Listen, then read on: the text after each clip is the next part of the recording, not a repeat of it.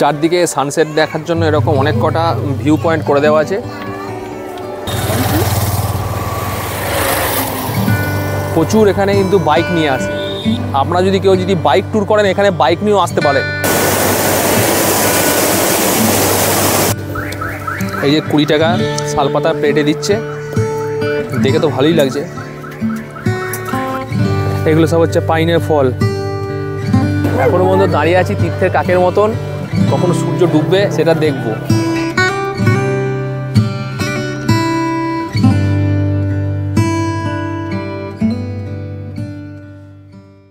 নেতারহাটে এসে আমরা যে হোটেলটায় উঠেছি সেটা হলো এই হোটেলটা, হোটেল রবি অ্যান্ড শশী। এই যে দেখুন, বেশ ভালোই হোটেলটা, খারাপ নয়।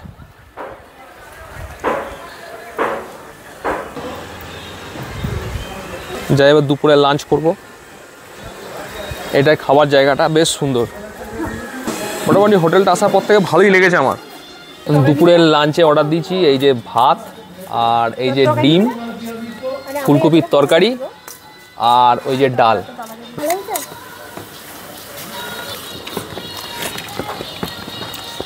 ভালোই করেছে, স্বাদ ঘরোয়া মতন। দেখো,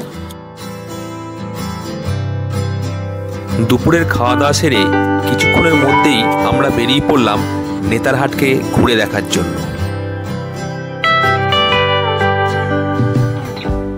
দুপুরের লাঞ্চ করে আমরা বেরিয়ে পড়েছি নেতারহাটে সাইট সিন করতে। এখন দেখি ভাই আমাদের কোথায় কোথায় নিয়ে যায়।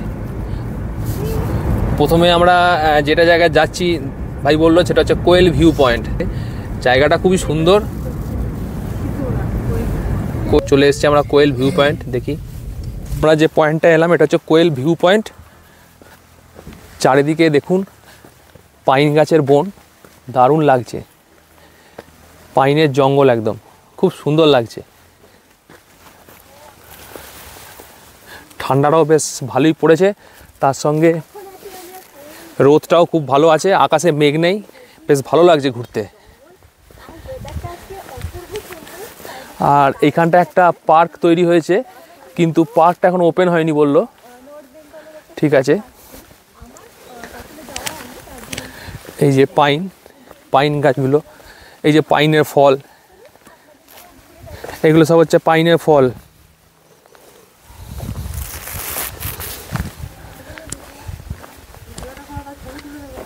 দারুণ পাইন গাছের জঙ্গলটা,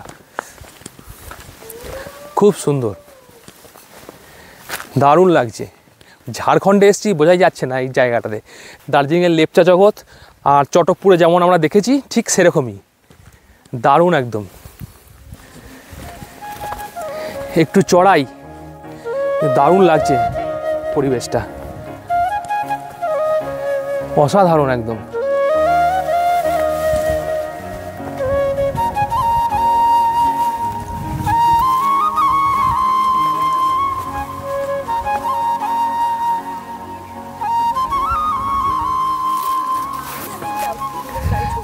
কেমন লাগছে?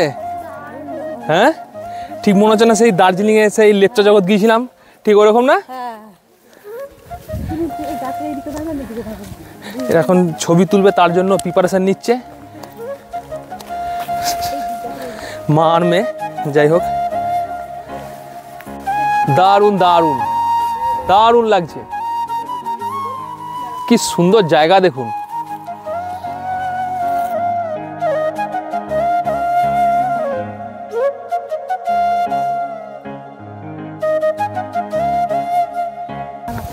এটা হলো কোয়েল ভিউ পয়েন্টস। পাইন গাছের ফরেস্ট দিয়ে আসার পর এই যে এখানে এলাম কোয়েল ভিউ পয়েন্টস। যে নিচে কোয়েল নদীটা খুব সুন্দর দেখাচ্ছে, দেখুন আপনাদের একটু জুম করে দেখাই। এই দেখুন, এই যে পুরো নদীটা, সামনে পুরো কোয়েল নদীটা দারুণ দেখা যাচ্ছে। দেখুন বেশ সুন্দর লাগছে, তবুও হালকা কুয়াশা আছে, কিন্তু তা সত্ত্বেও বেশ দেখা যাচ্ছে কিন্তু ভালোই।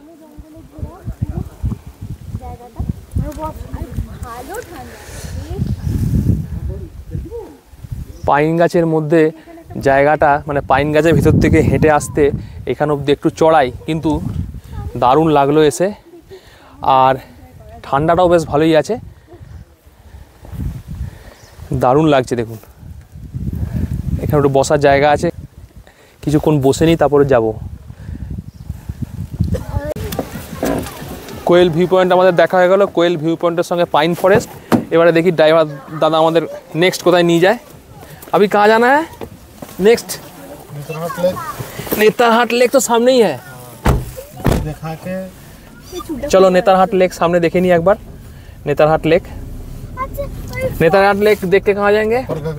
अपर घागरी, अपर घागरी से नाशपाती बागान, नाशपाती बागान, फिर उसके बाद इधर नेतरहाट विद्यालय और जो ये सिलेट हाउस, हाँ सिलेट हाउस भी उधर ही है। हाँ उधर भी है, ठीक है। इधर का क्लियर करके हाँ हाँ हाँ, তাহলে এইগুলো মোটামুটি আমরা ক্লিয়ার করে এরপরে আমরা পরের সাইট সিনগুলো যাব। তো চলে এলাম আমরা আমাদের নেক্সট ডেস্টিনেশন নেতারহাট লেক।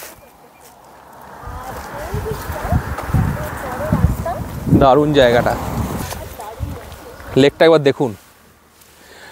ওই যে সামনে ওইখানে বোটিংয়ের ব্যবস্থা আছে দেখতে পাচ্ছি, এই যে বোটিংয়ের ব্যবস্থা আছে এখানে, এখানে মনে হয় বোটিং ফোটিং হয়। যাই হোক আমরা বোটিং ফোটিং করবো না। বেশ চারদিকে পুরো সবুজে ঘেরা, মধ্যখানে লেকটা, বেশ ভালো লাগছে।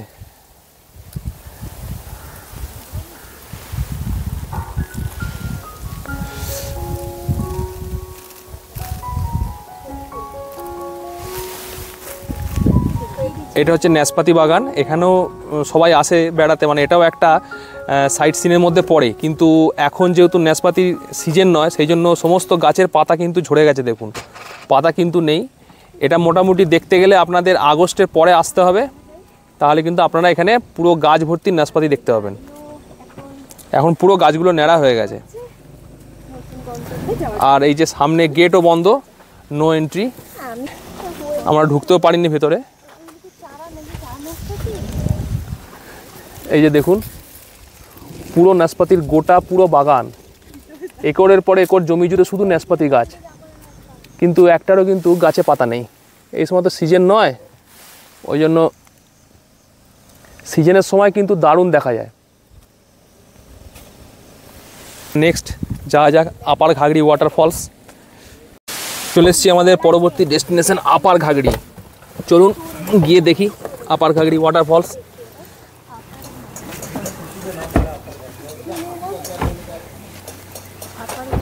আপার ঘাগড়ি ওয়াটারফলস যাওয়ার যে টিকিট কাটলাম, এখানে আপনার নিল পার্কিংয়ের জন্য 20 টাকা, আর টোটাল 3 জন আমরা আছি 30 টাকা, টোটাল হচ্ছে 50 টাকা, মানে 10 টাকা করে এখানে পার হেড। তো যাই দেখি। ভাই यहाँ से कितने दूर? हाँ 100 मीटर, ठीक है 100 मीटर। चलो 10 টাকা নিবি, 10 रुपया बिस्कुट खाने के लिए, ये ले, ठीक है ना? ठीक है চলো। দারুণ লাগছে, মানে এখানে প্রত্যেকটা পরিবেশই খুব সুন্দর। 100 মিটার এখান থেকে ট্রেকিং করে যেতে হবে। দেখি যাই এই ওয়াটারফলসটা কীরকম। চারিদিকের পরিবেশটা একবার দেখুন, কেমন লাগছে অবশ্যই কমেন্ট করে জানাবেন। রাঁচিতে তো অনেকেই আসে না, আমরা একটুখানি সময় পেলে ছুটি পেলে আমরা নর্থ বেঙ্গল ছুটি, কিন্তু আমাদের রাজ্যের পাশেই যে একটা এত সুন্দর জায়গা আছে, আমরা নাক ছিটকাই রাঁচির নাম শুনলে। কিন্তু আপনারা আসবেন, দেখবেন দারুণ জায়গা, ভালো লাগবে। কিন্তু আমি কিন্তু অলরেডি জলের আওয়াজ শুনতে পাচ্ছি। এই যে দেখুন নিচ দিয়ে, ওই যে নিচ দিয়ে বয়ে যাচ্ছে নদী। চলো দেখি নিচে নামি।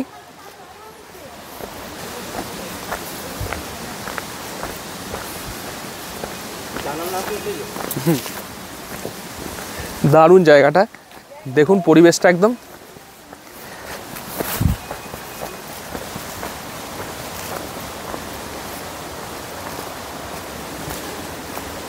আস্তে আস্তে আয়, হ্যাঁ আস্তে আস্তে, হ্যাঁ আয়। এই তো পুরো সিঁড়ি। এই যে আপার ঘাগড়ি ওয়াটারফলস, এই যে ওয়াটারফলসটা পড়ছে, এটাই হচ্ছে আপার ঘাগড়ি।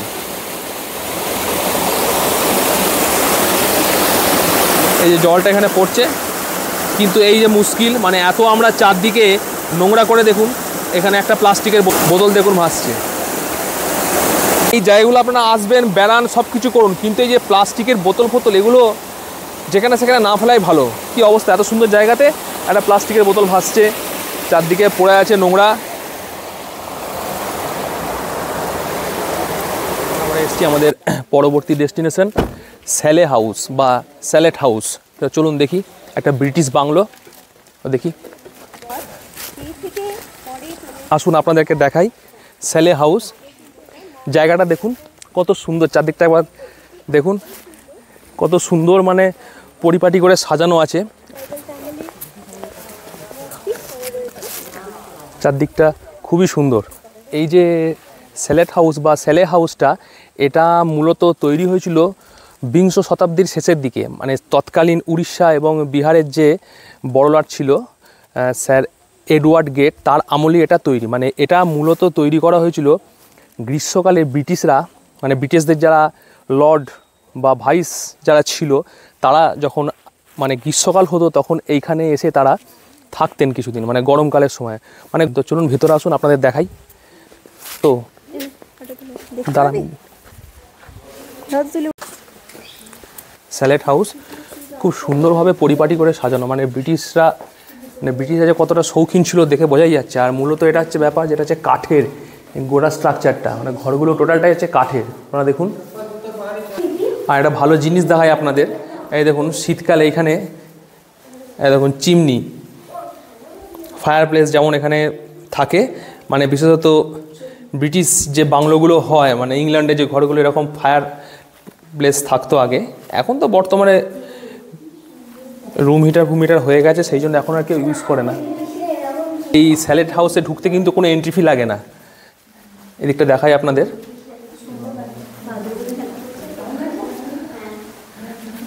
দেখুন ঘরগুলো কত সুন্দর, দারুণ। দেওয়ালে সুন্দর সুন্দর পোর্ট্রেট টাঙানো আছে, দেখতে কিন্তু খুব ভালো লাগছে। এবার যাই, আবার ওপরে গিয়ে ঘুরে আসি। আর এই যে সিঁড়িগুলো প্রত্যেকটা কাঠের, একবার দেখুন সিঁড়িগুলো কিন্তু প্রত্যেকটা কাঠের, কাঠ দিয়ে তৈরি সিঁড়িটা, খুব সুন্দর, দারুণ লাগছে। এখানে একটা ছোট্ট বারান্দা মতন আছে, এটাও কাঠের, কি সুন্দর,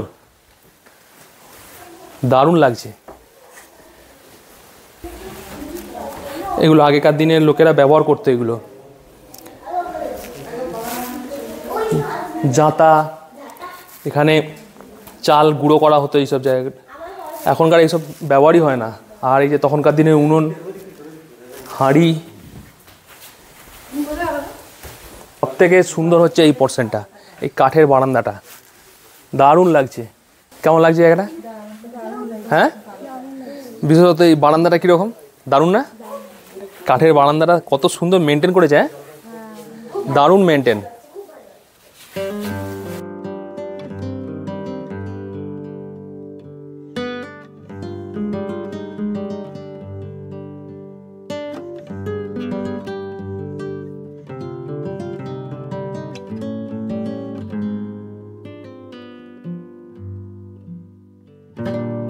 নেতারহাট বেড়াতে এলে কিন্তু অবশ্যই এই স্যালেট হাউসে কিন্তু অবশ্যই আসবেন, খুব ভালো লাগবে। আমরা এখন এসেছি নেতারহাট স্কুলে। এই স্কুলটার খুব নাম আছে, মানে এই স্কুলটা খুবই বিখ্যাত। নেতারহাটটা মেনলি এই স্কুলটার জন্য কিন্তু পরিচিত খানিকটা বেশ। এই স্কুলটা খুবই নাম করা, কিন্তু স্কুলটা বন্ধ। এই যে স্কুলটা, মানে স্কুল না একটা 5 স্টার হোটেল বোঝা যাবে না, এত সুন্দর স্কুলটা।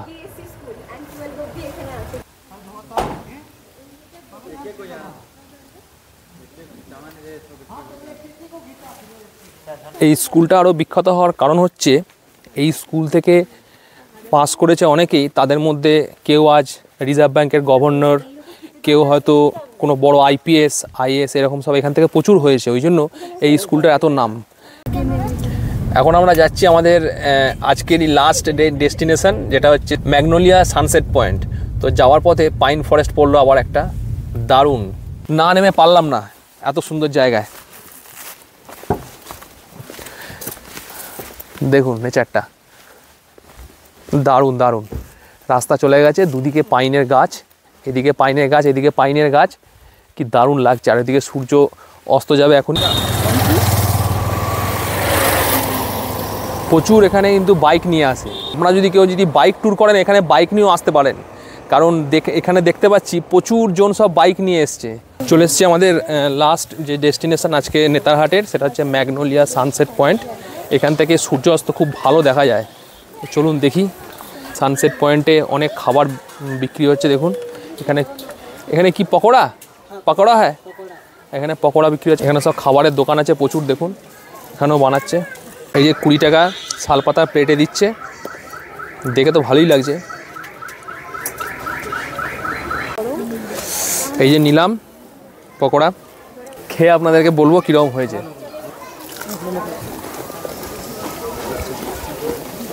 ভালোই করে যায়।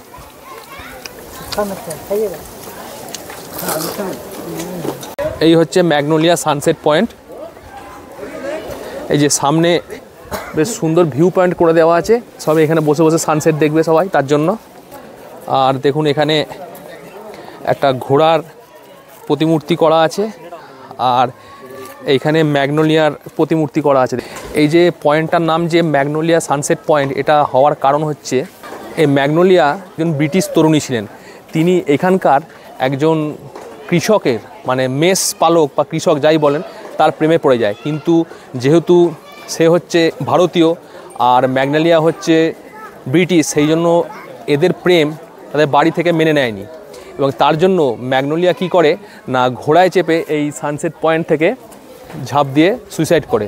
তো তার স্মৃতি রক্ষার্থে এই জায়গাটির নাম হয় ম্যাগনোলিয়া সানসেট পয়েন্ট। এই সেই পয়েন্ট। আজকে কিন্তু একটু ফগি ওয়েদার আছে, জানি না কতটা ভালো দেখা যাবে। এখন ঘড়িতে বাজে 4:21, আর একটু পরে হয়তো হবে সানসেটটা। সানসেট দেখার জন্য এরকম অনেক কটা ভিউ পয়েন্ট করে দেওয়া আছে, একটা আবার ওই দিকে একটা আছে। বিকালের দিকে সানসেট পয়েন্টে প্রচুর ভিড় হয়েছে, মানে সারা দিনে এই নেতারহাটের যতজন যা সাইট সিন করে সবাই এসে বিকেলবেলা এখানে এসে জড়ো হয়। এই জন্য দেখুন আবার ভিড়টা, প্রতিদিনই এরকম ভিড় হয় এখানে।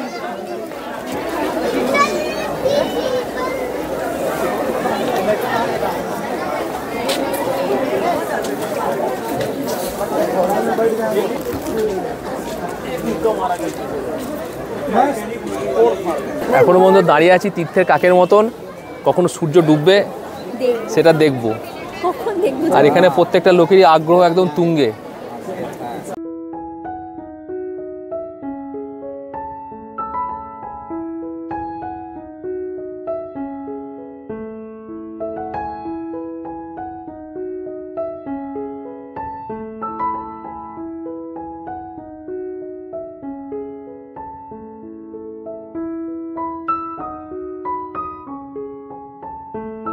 দারুণ দেখলাম ম্যাগনোলিয়া সানসেট পয়েন্ট থেকে সানসেট, অসাধারণ লাগলো। একটা দারুণ একটা অভিজ্ঞতা নিয়ে বাড়ি যাচ্ছি। তো আপনারাও বলবেন কেমন লাগলো আপনাদের। যদি ভালো লেগে থাকে একটা কমেন্ট কিন্তু অবশ্যই করবেন।